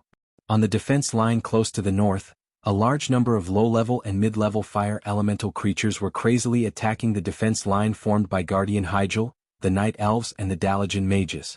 Unlike the casual leveling at the beginning, as the Land of Fire further integrated with the world, the stability of the space brought more mid-level and high-level fire elemental creatures. In fact, the defense line was already tight in many places, and was even broken at one point. It was all thanks to the elite mages and mages sent by the Dalajan Mages to retake the position. Suddenly, all the fire elemental creatures stopped attacking. They could not even fight back in the face of the allied army's attack. Not only the fire elemental creatures, but all the soldiers of the allied army who had a certain level of elemental perception felt an inexplicable throbbing in their hearts. Be it the allied army or the fire elemental creatures, they all turned their heads and looked towards the south. In the impression of mortals and fire elemental creatures, the Land of Fire was always a world of jumping and violent activity. There were erupting volcanoes everywhere, and rivers of lava would suddenly appear across the land, attacking other fire elemental creatures. It was a place of intense combat that was countless times more brutal than the law of the jungle. However, what entered their eyes now was a world filled with bright colors, but it was peaceful and still. From an incredibly intense and dynamic scene, it had turned into a world that was almost still. Such an exaggerated transformation was only due to the dissipation of a supreme will. The world of fire elemental creatures became quiet and serene. The entire world of fire seemed to have calmed down, obediently and silently prostrating towards the new Lord of Flames. It was practically the most humble servant. On the Flame Monarch, Duque widened his eyes. Anyone could see that a ball of golden flames was burning in Duque's eyes, growing stronger and stronger. Duque could clearly feel that his will, which had once been difficult to advance in this world, could now soar freely and extend as it pleased. At this moment, all the new mages connected to the weave could feel the laws of fire magic in the entire weave undergoing a huge change. Not long ago, fire magic had always required the most spiritual force out of the three main types of magic. It was like a free wild horse, refusing to be enslaved in any way. Now, powerful fire elemental creatures seemed to be fearful as they lowered their prideful heads towards the mages. Not long ago, due to the conflict between Ragnaros and Duque, every mage had a strict limit on the quantity and quality of fire magic they could use each day. Now new energy had been injected. The master of this mighty magic network, Duke Marcus, had officially announced that the entire fire elemental plane would be under the control of the weave. From today onwards, fire magic and spiritual force will be sold at half price, Duque announced. Chapter 1829. Whether it was the mages on duty far away in Northrend, the various posts in the Eastern Kingdom, or the mages at the front lines of Mount Hyjal, they all welcomed Duque's policy of having the price of mental strength for fire magic. All along, the destructive power of fire magic had been the undisputed leader among the three elements. But in this life, because Du had led a team to fight against Ragnaros' clone in the Molten Core and created the magic net, the use of mental strength for fire magic was much higher than in history. Unfortunately, there was a limit to the number of times it could be used. Now that the price of mental strength for a fire spell was halved, the cost-effectiveness of fire magic was far higher than that of ice and arcane magic. It could be imagined that from today onwards, there would be more followers of the Five Fireball Church. This was just the benefit of selling themselves to Pharaoh for the magic net. The greater benefit was at the defensive line of Mount Hyjal. I know that the mages at the front lines have made outstanding contributions and great sacrifices in order to protect the world. As the new master of the Land of Fire, I allow you to contract these fire elemental creatures as you wish, as long as it doesn't exceed your own mental strength. Duque's announcement sent the entire Dalajan into another kind of uproar. The development of magic changed with each passing day. Ever since the battle at the Molten Core, the Dalajan mages led by Duque had greatly strengthened the spell, Summon Water Elemental. The summoned water elemental creatures would improve along with the master's strength. Of course, the main reason was that as the master, the spellcaster had greater control. Another important reason was that Duque had negotiated a mutually beneficial deal with the Haitian water elemental. The Haitian water elemental would summon its people and compatriots to respond to the summons of the magic net mages. So in this life, Pharaoh's water elemental was definitely stronger than the hordes. Everyone knew that Pharaoh could summon water elemental creatures. As long as the summoning was not cancelled, the water elemental creatures would follow the mages around. Let alone attack, they would even be quiet decorations until the mages gave the order to attack. However, mages never had a spell like Summon Fire Elemental. It was awkward just thinking about it. Pharaoh, who was an ice mage, could find a water elemental pet. As long as he paid a small amount of spiritual energy, an ice mage could even let the water elemental pet stay by his bed as a guard while he went to sleep.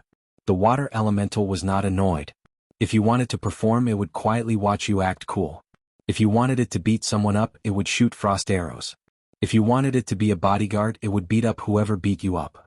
The water element was so useful that the majority of fire mages couldn't accept it. Fire mages would eat their own food. This kind of misery could only be experienced by the fire elementalist himself. For a long period of time, be it the Alliance or the Horde, they used ice magic more than fire magic. There was no other reason. The survivability of the ice element was much stronger and it was very useful. Now that Duque had taken control of the Land of Fire and become the master of the fire elemental realm, the entire world of magic seemed to have been turned upside down.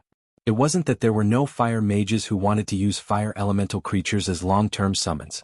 Those imaginative Dalajan pioneers even tried to enslave the summoned fire elemental creatures by imitating the warlock's method of enslaving demons.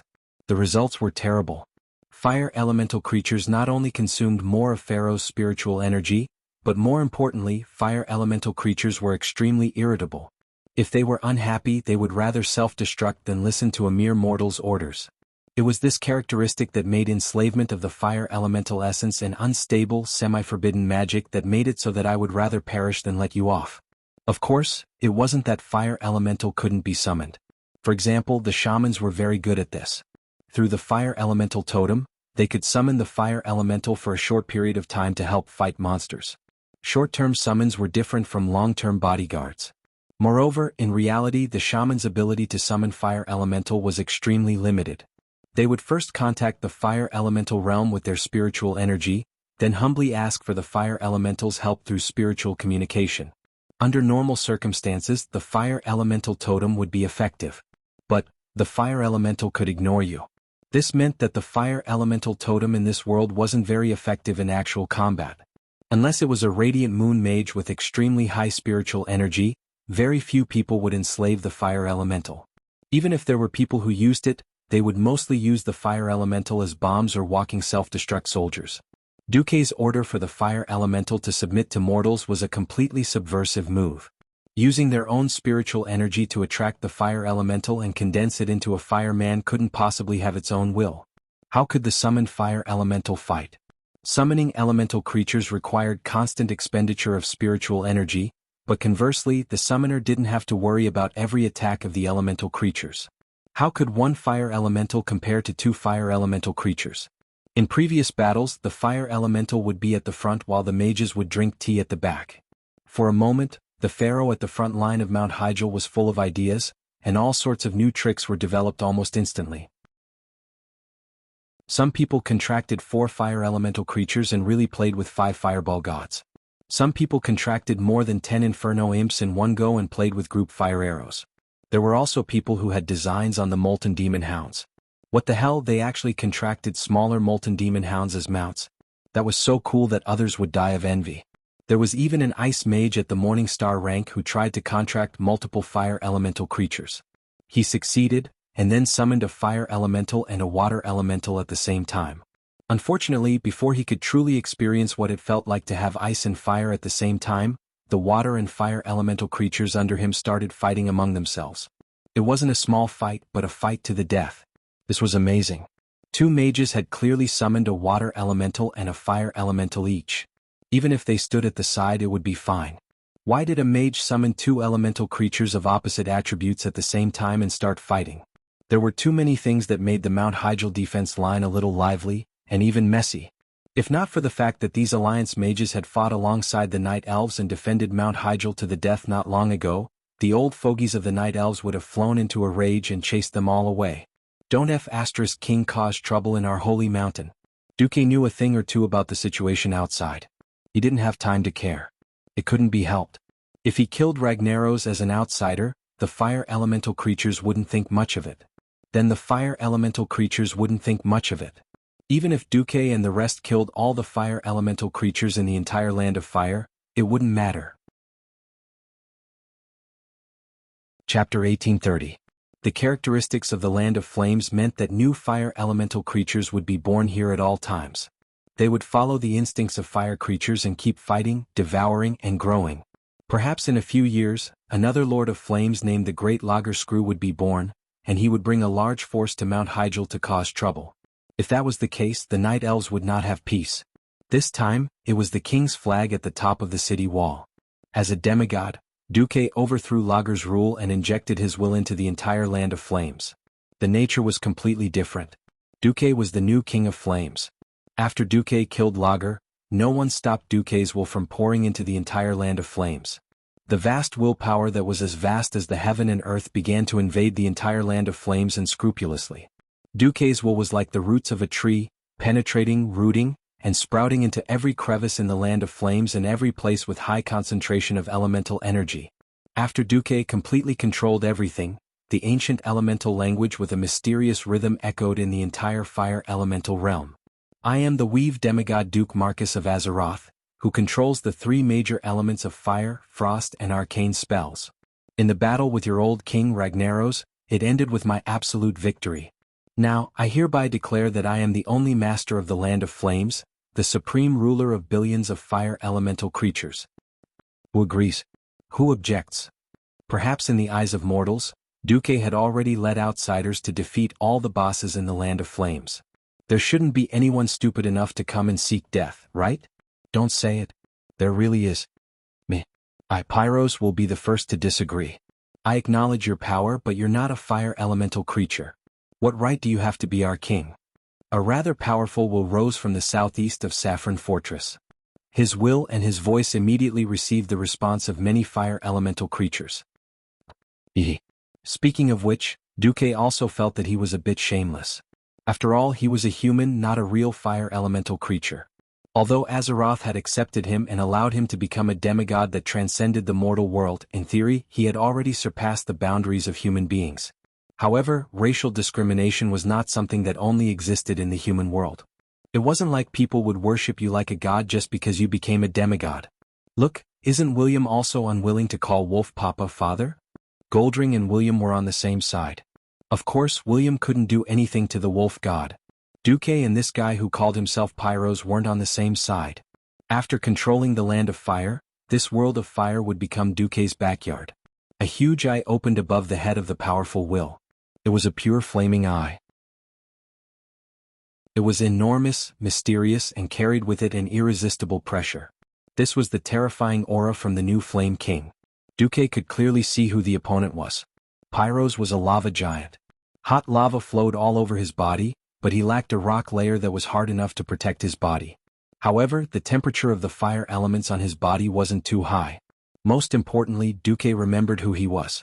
He was the son of Lord Leolis, who had just been killed and was commonly known as left and right legs by the players.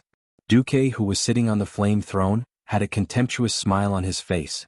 Indeed, a family should be neat and tidy, right? His father's corpse hasn't even turned cold, and it's his son's turn soon. This sentence caused the Alliance powerhouses and demigods who were watching this scene from the huge flame screen to reveal a playful smile. Duque flicked his finger, and a huge flaming tornado appeared above Pyro's head. In less than 3 seconds, this huge flaming tornado compressed a massive amount of fire elements at an extremely high intensity. Under the gaze of all the fire elemental creatures within a radius of several kilometers, it turned into a huge fist. The atmosphere was rioting.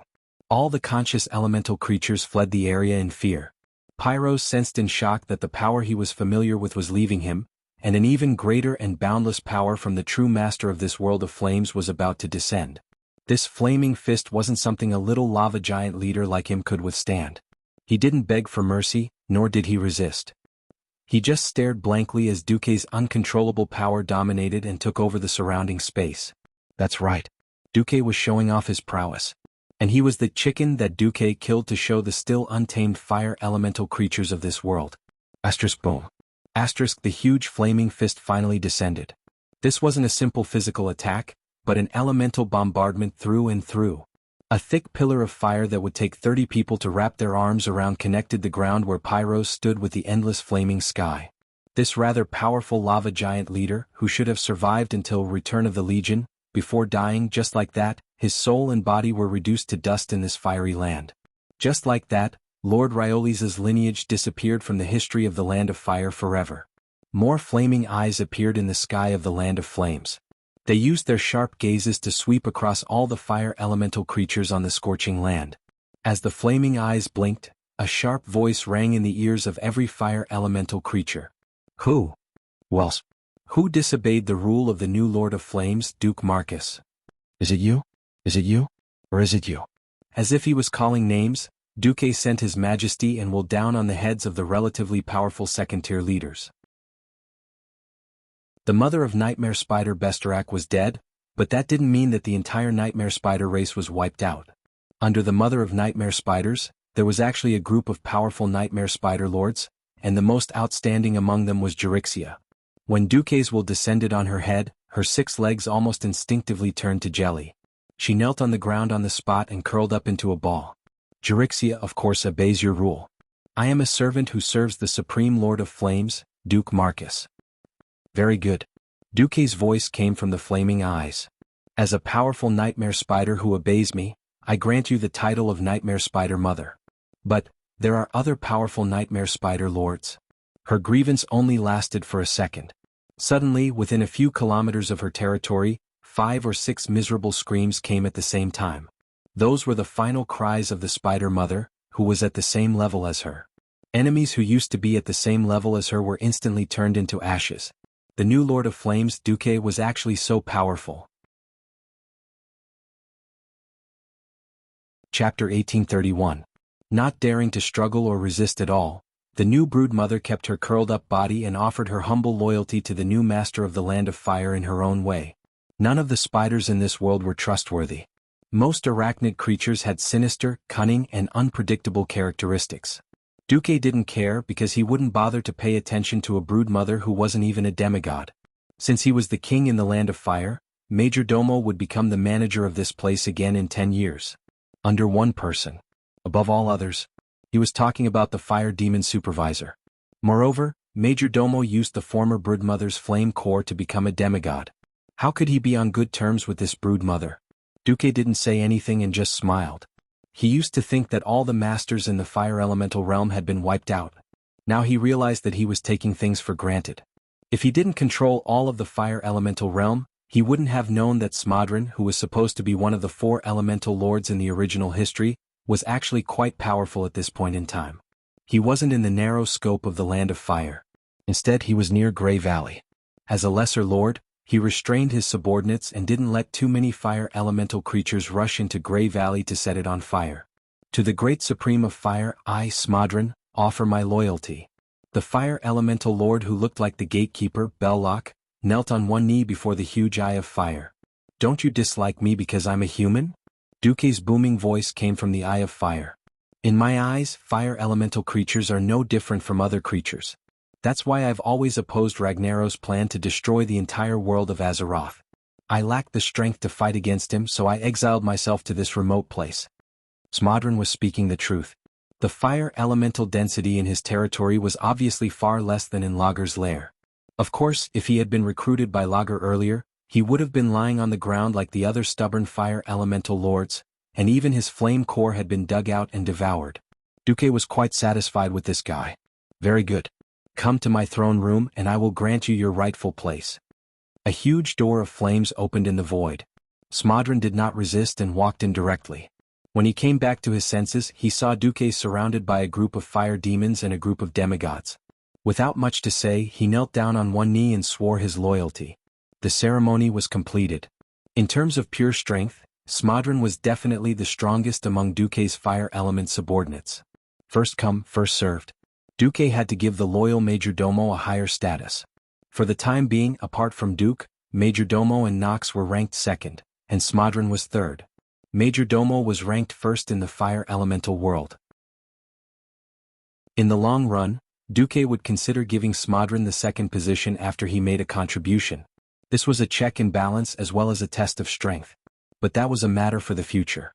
Dominating the land of fire and becoming the king of one of the 4 major elemental realms, Duque's value would definitely rise.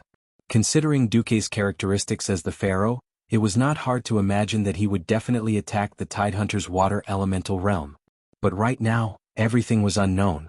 Attacking the land of fire was not only to help Mount Hyjal, but also to help the world of Azeroth. Duque could feel the gratitude from the half-asleep will of Azeroth.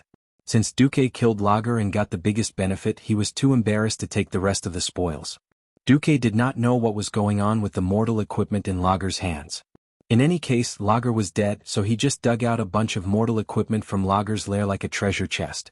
Kale, that speculated that this might be the equipment of the Titans who imprisoned Lager. No matter what, this batch of equipment was definitely the best batch he had encountered so far. Arethar's Eye of Flames was an epic longbow with a unique design of flames. The huge handguard on the bow also functioned as a gauntlet. Among the disc-shaped patterns on the bow, there was a sun-like core that burned with inextinguishable flames. Tyrant, Chandris, and Lilith naturally accepted such powerful bows. There were 3 of them and they were of such high quality. A cloth armor, Flame Manager's sash, was originally taken back by Lager after Majordomo Executus' betrayal. Now, it was more like a symbol of power that Duque had given to this fire demon leader. In addition, there were 3 Shulef.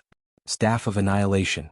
The shape of this staff and the head of the staff looked a bit like the holy light creature Naru.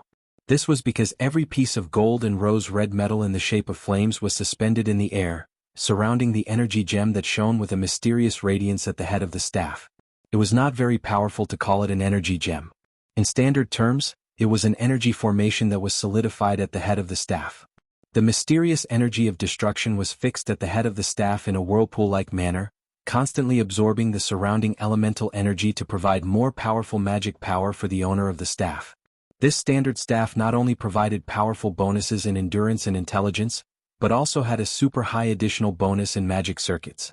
It was no exaggeration to say that the increase in magic power far exceeded the total magic power of a Radiant Moon Mage.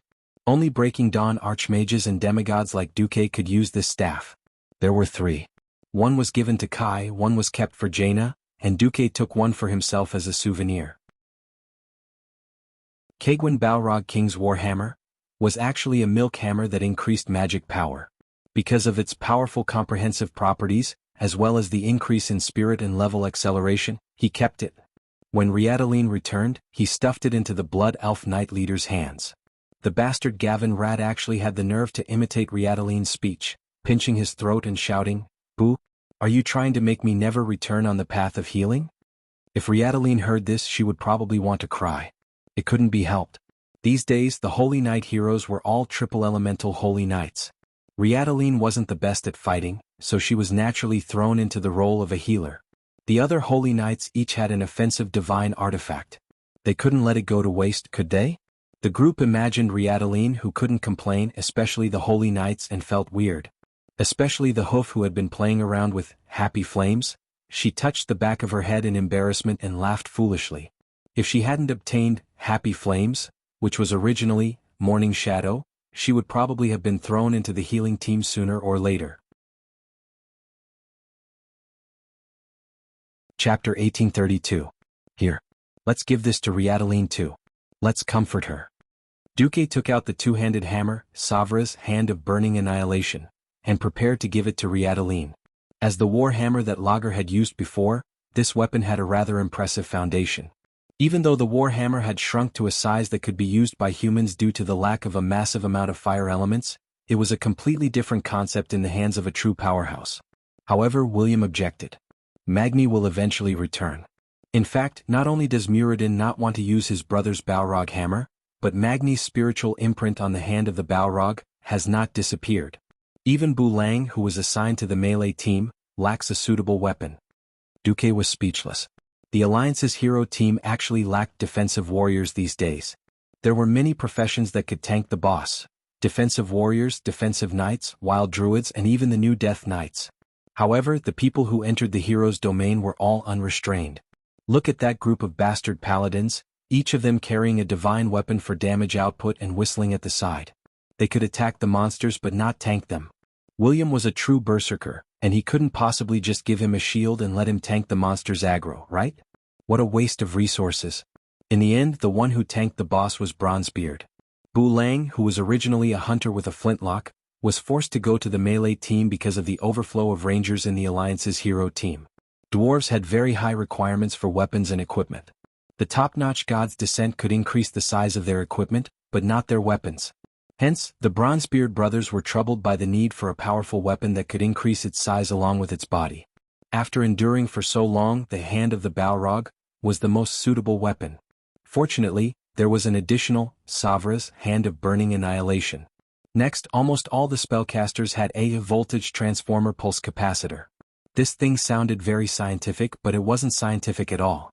Not only did it give Pharaoh a high increase in intelligence, but it also allowed Pharaoh to accumulate special free energy every time his magic attack was a critical hit, forming an electric charge that could be blasted out randomly.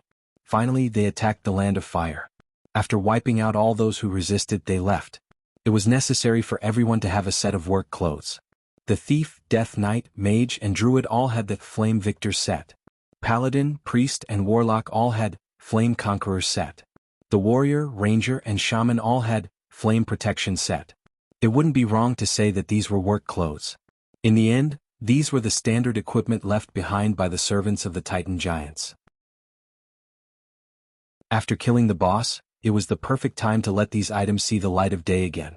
Most of the time, it wasn't because of how good the set was. Even if they were all individual pieces, they wouldn't necessarily be much weaker than the set. Keeping the suit was purely a memento of an era. William, for example, had specially opened up a basement in the Storm Fortress to store his used armors. From the Courage and Strength sets in the early Molten Core era, to the Fearless set in the Middle Period, to the King of Emer set in No Set. In terms of equipment attribute bonuses, these sets were already outdated. William couldn't bear to throw them away. Firstly, these pieces of equipment couldn't be given to anyone after being soulbound. Secondly, they were proof of his bravery. Even today, he would catch the little Prince Anduin Rin from time to time and let him look at his father's collection. It wasn't to prove how awesome his father was, but to let him learn from the vigor of a warrior. Unfortunately, little Anduin seemed to have gone further and further down the path of filth. In order to prove himself, this kid was already clamoring to join the Alliance of Heroes. He kept saying that Duque had stabbed Sargeras to death at this age. William's face was very dark because of this. The biggest beneficiary of killing the Fire Demon King was Duque. If not for Duque saying that there was no way to move the Land of Fire, Cenarius and the other demigods would be even happier. The fusion of space was not as simple as mortals thought. Since the Land of Fire was attached to the southern foot of Mount Hyjal, it couldn't be separated easily. Cenarius was a little indignant at first, but Isra came out in time to explain that even a true god couldn't separate such a large plane after fusing it. There was really no other way. Duque could only make a sacred oath in front of the guardians of Mount Hyjal. As long as he was still the boss of the Land of Fire, he would restrain the fire elemental creatures and not let them run around. In view of Isra's guarantee for Duque on this matter, Cenarius remained silent, which was rare. Moreover, the current situation didn't allow the naturalists to think too much, because the cataclysm brought about by the elemental invasion was still ongoing. The fire elemental world was settled, but the earth elemental world hadn't arrived yet. At least there was still wind and water. Duque got a group of wilderness gods out, and the Alliance of Heroes was once again in a position to attack at any time. This made the entire alliance heave a sigh of relief. In Theramore, Jaina, who welcomed Duque, pounced on him without any hesitation. Like a playful little girl, she hung on Duque's body like a koala. Duque smiled, hugged her light female body, and spun 1080 degrees on the spot. Duque, I knew you'd always be the best. Jaina was extremely excited. Let me tell you, those barbarians from the tribe haven't taken down the Twilight Fortress yet. That's normal. Duque didn't care too much. With Brainless Roar in power, the tribe and the alliance were destined to go further and further apart. Duque couldn't wait for Brainless Roar to use up all the vitality of the tribe. From a certain point of view, it was indeed a solution to solve the food shortage problem by sending people to their deaths. Unfortunately, this was a classic case of putting the cart before the horse. A race with too few people could never become the ruler of a vast land. Yes, Duque, do you think the tribe can take down the Twilight Fortress? Jaina asked after a passionate hug. Before Duque could speak, there was a cold snort from the side. Impossible. No matter how weak my mother is, she's still my mother. Even if she resurrects, she'll definitely be stronger than me. The one who interrupted was naturally Onyxia. She sensed Duque's arrival at Theramore and flew over immediately. Duque curled his lips, feeling that the relationship between the Black Dragon King and his family was really interesting. On this point, Duque agreed. Sinestra is very strong. If it were the current Gurus, even with the Dragon Slayer Gruul, they wouldn't be her match. As long as she's here, the tribe can forget about taking down the Twilight Fortress. Duque turned his head and looked west where the battle was. He smiled and thought to himself, Brainless Roar, I'll just quietly watch you show off and quietly watch you court death. You're tuning in to the Han Lee's Wuxia Chronicles YouTube channel. We're so grateful for your support, and don't forget to subscribe to join us on this incredible journey through captivating stories. Your generosity through donations truly makes a world of difference, as it's the primary source of revenue that allows me to expand and enhance this channel for you. Thank you from the bottom of my heart for being a part of this adventure.